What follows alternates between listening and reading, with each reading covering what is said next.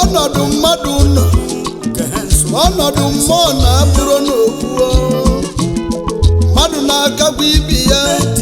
mmụọ na-akagbu ibi ya ọsọsọ oke osisi kpuchiri ụzọ ọsọsọ biya nwa m onye mdosi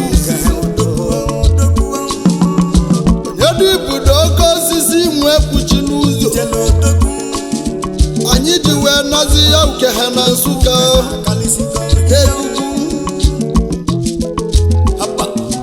oke nwa bịa weli mụ oyi mụ bịa welu ugo gị ya bụ odogwu nne ya mụrụ ya nne ya gbalịrị ya kebe ọbụba akwụkwọ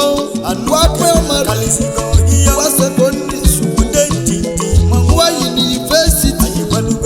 wepụnye chọba ka ọ gara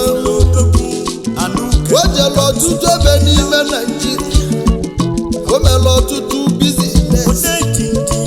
o mesiri kwunye si na ibe nya na-abụ n'ime Naịjirịa ọ bụrụ ibe nya ga-eji bụrụ mmadụ o wee kwunye wee nọba United Kingdom ewe ebe abụ ka o si wee tụtazi akara aka ya ọ na-eme tata obodo onye dịka anyị na-akọwalụ nwoke mmanwụ ọgwụ na-eti ọnwụ ya ka nka na-ekwu ibe niile na-emelu ukehe na Nsụka ibe bịa niile egwuwa unu na nnukwu ibe nne ibe na-emeli United ibe Kingdom bịakwue niile egwuwa maka gịnị ka m ji kwube ihe a na-eli rọba ihe ọ na-eli n'ọba ibe onye mere ka e na-ekwu ebe na ọ bụrụ ka onye ra na-ede haba onye dịka anyị na-akọwa dị mma bụ haishi Ikechukwu eze Ogbodo Osisi ego nwanyị na Nkporogwu nke dị n'ukehe Nsụka onye Igbo etiti local gọọmenti area n'Enugu steeti ya ka ị ka na-akọwala unu haba onye bụ mgbịlịgba uke mgbịlịgba na-akụlụ ọra na anụ ukehe bịa adịresị ndị uke na Nsụka dịka nka na-akpọ CEO Asia Gold Hotel and Suites International Nigeria Limited Bọta ọkasị ibi ya mma Asia Gold ebe anyị na-enwe n'obi ọcha omeli mma ga-eme n'ọzọ CEO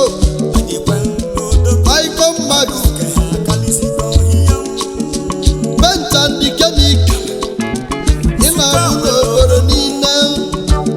Paint and Chemical Industry ọ bụ ezi oyi anyị mebeli ya ka o wee dịla anyị mma ewuwe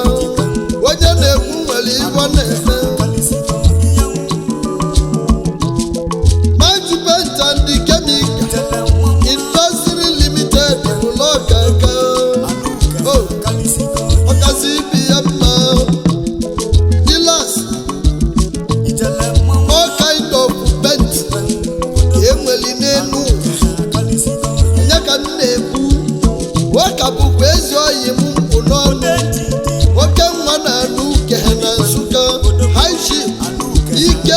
eze Ogbodo ọnya na-eme ya nwanne bụbu CEO Osisi ego West Africa Limited ọkaka Igbo niile osisi ego na osisi na-amị ego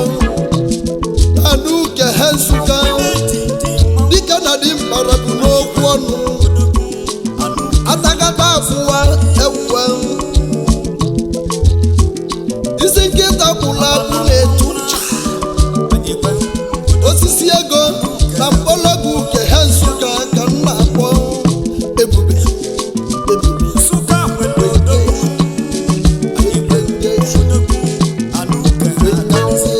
ọnwụ na-aka ibi ya eji nwe odenji ekwuwe ịzaga nwe ijele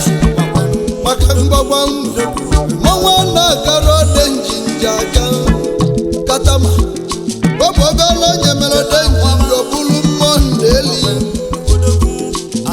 etube n'ọkwa n'ime odenji nji kasị mmanwụ mama mmụọ ọbịaghị a na-ekwu na nkịtị nyabụ ya nyemeghị igbo ga-eme gbambọ ka nwoke si agba m si na ya ga-enweta ya n'akụkụ ya o wee kunye ya si na ya ga-enwe onye o wee jebe ebe high chief Michael Ugwuedeke ozeze nne ya nwanụ na Nkporogwu ukehe na Nsụka ọzọ chọjere okwu ukehe Nsụka ya na lọlọ Osisi nwunye ya nwanyị mma Ngozi ka Ugwuedeke mama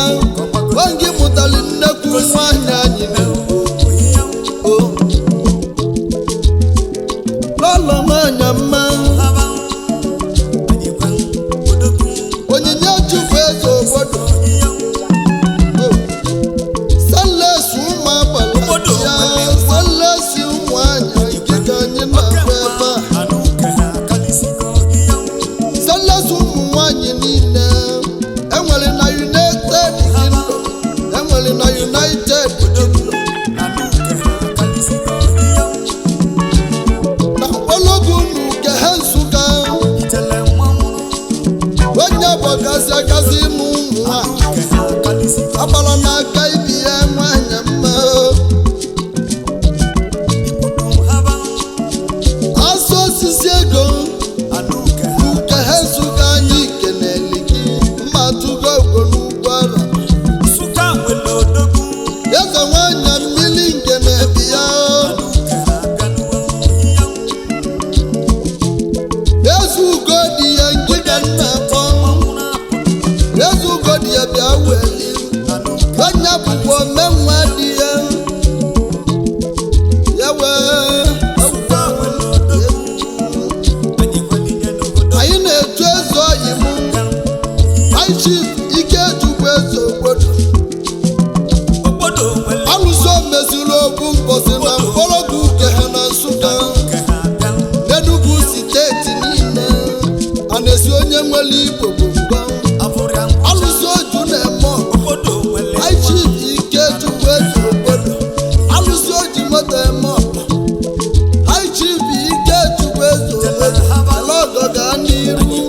ọnụ na-ekwulu Igbo na United Kingdom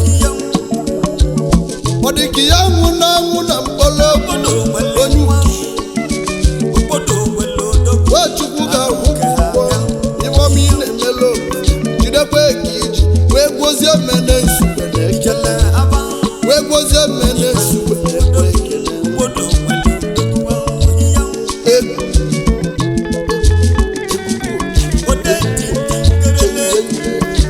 oge o ji mee wesi m wele egwu ka nkedo ndị oyi ya kene ụmụnne ya ndị nya na ya na-elebu mma n'elu owu onye na-elisiri Osisi na mabọnụ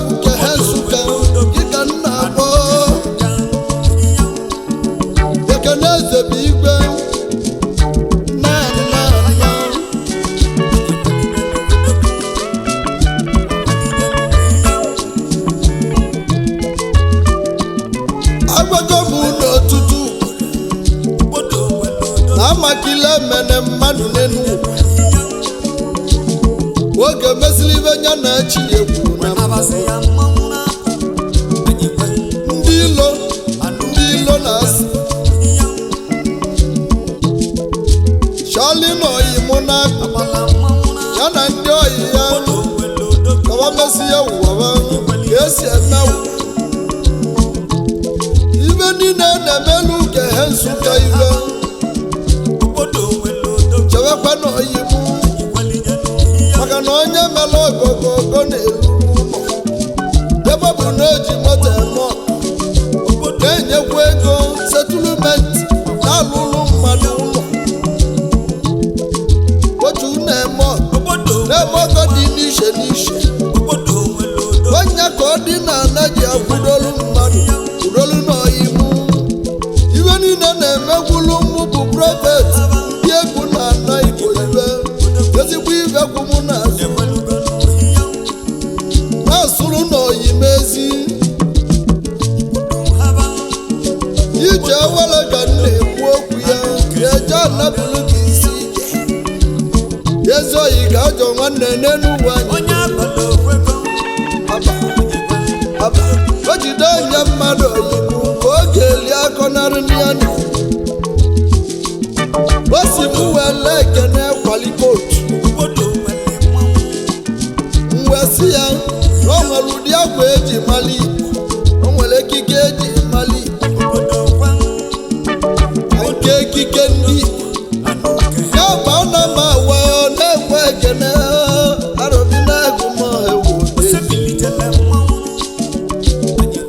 ya wee na-eme o si m keneli ya High Chief Michael Chukwuemeka alụsị bịalụ ụwa n'ọma obodo ụba onwe enwere obele onye ka a na-etu akụmesịrị bịawa n'ọvụ ọma arụbala eze ama nwanne gị na-akpọgo arụbalaeze ama nwanne gị na-akpọgo akụmesịrị bịa onye ọmụ ya dị n'ahịa mmerimu na Anambra steeti ewee na anyị ikele ya bụ oyi anyị dịkwa otulodi onye bụ CEO Senator Emik Enterprise ọkaka ya bụkwa CEO Seabuilders Choice Merchanting gị ka m na-ekwe ekene onye bụkwa CEO Unique Hondos oke nwa n'ọma ọga nka na-akpọ ibe niile eji alụ ụlọ oyimu na-enwe ya na oyimu nwere ya enwe ibe niile eji malibu dị materials ọ na-ele dice ọ na-eme import ọ na-ele dos ọ nọ na plumbing material ọ nọkwu na mabụ ọ na-atụkwu n'ịma o nwere isi ọnọdụ n'Edo steeti nwanne nke m o nwekwuru isi ọnọdụ na Abuja ebe abụ ka akpọrọ bụ ranch office nwanne mmadụ n'ọma delude mmanwụ ji egwe ekene arụbala eze ama ekeneli gị gaa n'iru ana m ekwe n'ebe ya bụ oyi anya anyị ka na-etile High Chief Ikechukwu o si m kenekwuwe ezi oyi ya Honorable Oliver nwanne Ebike Okenna eze n'ichi meleze gị ka nna ekọ dike mbe Benin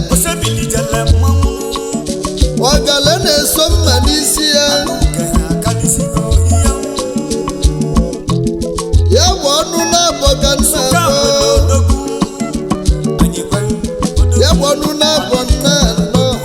ya egbe ikpe onye na-adọcha na ntị CEO Skylife Investment Limited Nigeria Limited onye bụbu CEO Preeminent Ventures Limited bụ ọkaka nwoke nwa ndị ebenebe nna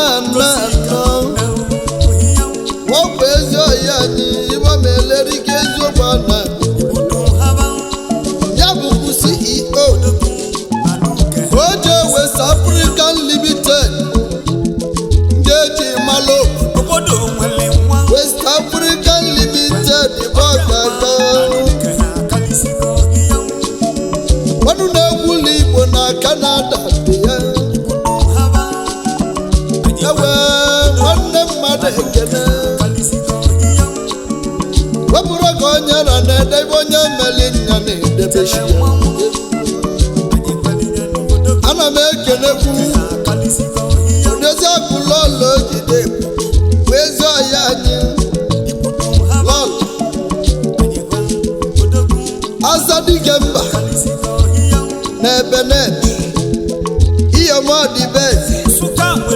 Cynthia ibe ọmụ okenna nwanyị mma bịa omeli nne dị ya eze Chukwu ga-agọzikwu gị ọma obi dị ya odibeze bịa wee gwozie mmene nsogbe gị na dị gị ike mba jidekwanika unu ji Chukwu gozie anyị na-egwekwa ekene ọyị m ọ sị m kenekwuwe aiship mmadụ abụchukwu okonkwo oke nwa na anyị onye ga na-etu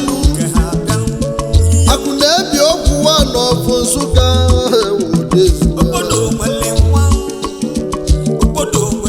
akụ na-ebi okwu nwa nọ na Nsụka nwee gozie mmene nsugbe na-ekwe ekele onye ama ọzara n'okwu na Nsụka nke dị n'Enugu steeti nwanyị na-akọwa maka ya bụ oyi mụ na-edozi ibe dị n'omenala ọ na-akwado obodo ka omenala Igbo dana n'ana ebe ọ bụ na ọ nọ ọ na-etinye gị ya ọ na-etinye ije ọbị ya ya bụ na ọdị n'Igbo dịnị n'oyibo oke nwa bịa yiri m eziokwu na mmanwụ ya bụ oke nwa nnekwe ekene otu ogbe na-azụ na mmiri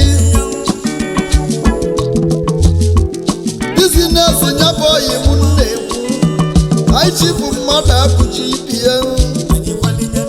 bizinesi ya niile nali n'Europe nwanọzebe niile n'Europe ilusi Italy ị ga-ekwudo oyi m ịbata Germany ebe abụ ka o nweziri n'isi ọnọdụ mee nke a bụrụ n'anya culture traditional o meghị ya ọtụtụ arọ ọnya ka eji mali n'odogwu Igbo na-eme bara ụba azama mmọni anyị keneli gị egwu atụkwana gị egwu na-aga n'iru ana m akpọ itekwunu ezigbo nwanne mmadụ aiship onye ọṅụ Obinna ibe anya onye ogbu n'ike na Igwe n'Oyi Local Government Area na Anambra steeti anyị nọ n'ime ya bụ ọyị anyị nwere isi ọnọdụ na Vietnam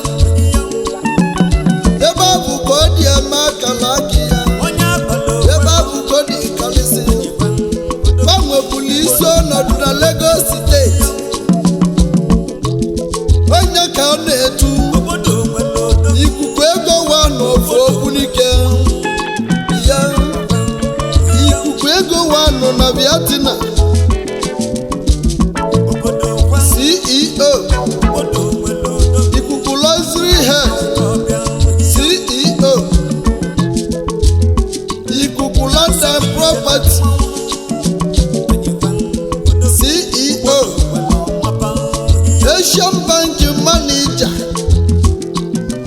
anyị na-agbago ibe onye meli nya na-ede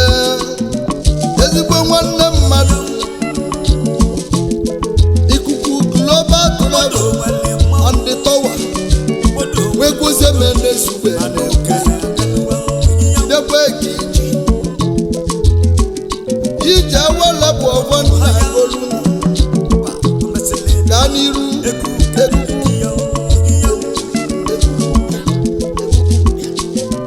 ana m eje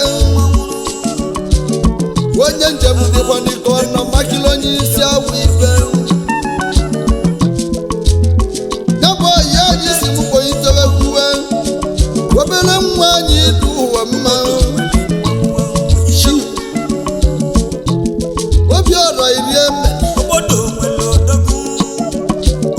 webela agwụ na China dịka nna akpọ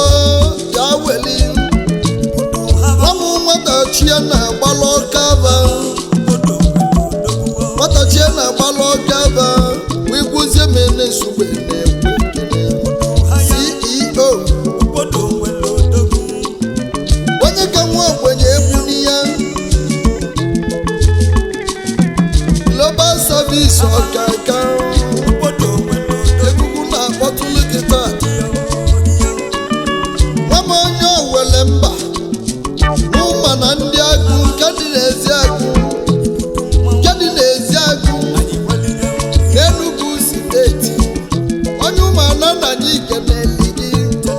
ụmụnne dọkịta nwama ezebero n'ezi agụ anyị na-aga n'iru anyị na-ekenekwu dịka oyi musim kwele ekele gaba oyi mụ na-etile egwu ụga n'elu ya haishi chukwu ebuka ude egwu na m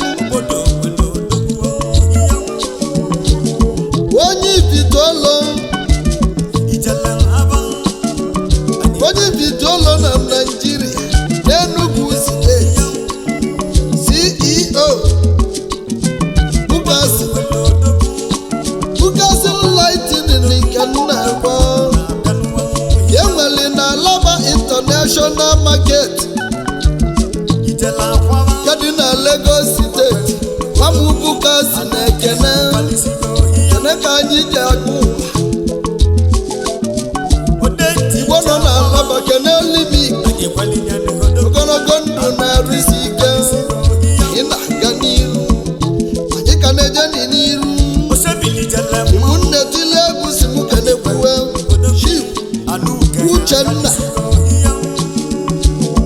Uchenna ugwu nweze dị ya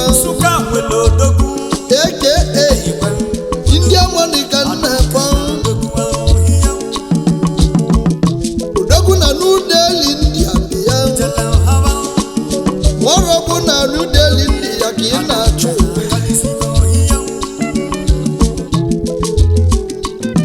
dealers of all kind floating ọ na-eme lise ọ na-eme huse nwanya ka a na-etu anọ na-achụ amụ ọgwọwa nwa m anọ na-achụ amụ ọgwọwa ya arụbala eze mana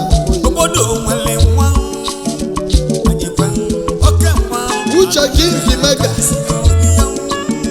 business concept obi ya oyibo uche gị nke mega ewe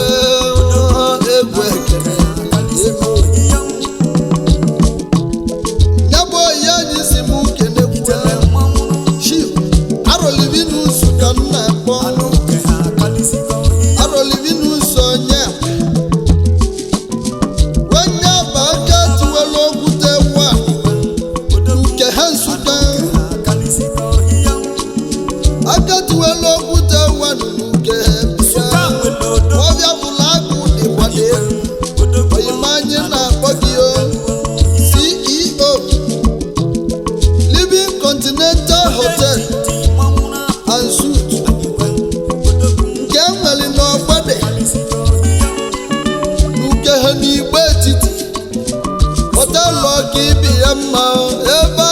na-enwe aṅụli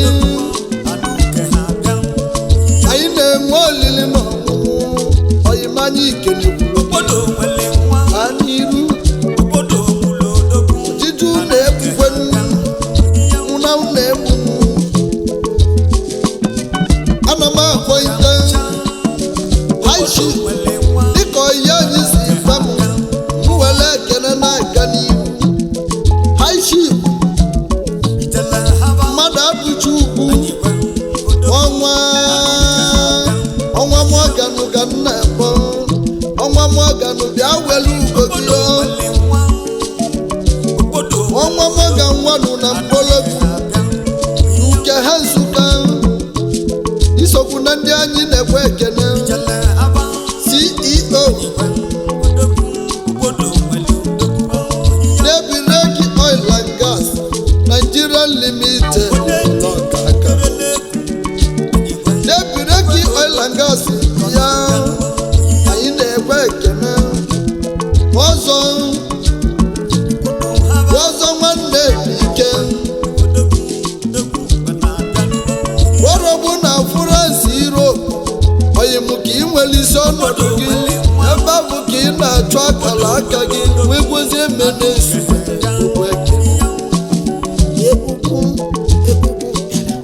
anyị na-eje onye bụ na itata ka abụkwa na ya echi ịga n'iru ka mma na-eje eze ụgwọ mmụọ ana m akpọite Ikechukwu ọzọ dila all kind of hair nke nwere isi ọnọdụ n'Uganda abụrụ obele oyimu Uganda East Africa gị na-atụlụ ọnụ iyi na-aga n'ihu onye obi na-agụ ụdị local gọọmenti nke dị n'Enugu steeti azamanụ nwa m na Uganda anyị kenere gị azaman money Uganda gị na-achụ